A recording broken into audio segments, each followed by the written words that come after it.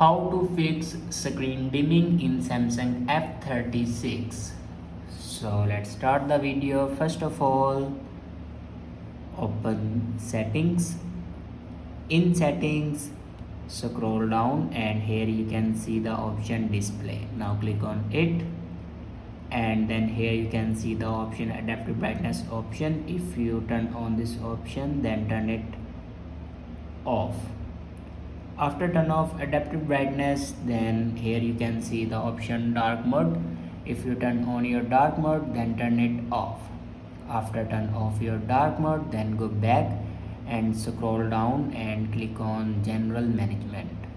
Now scroll down and click on reset, and here you can see the option reset accessibility settings. Now click on it and then click on reset settings.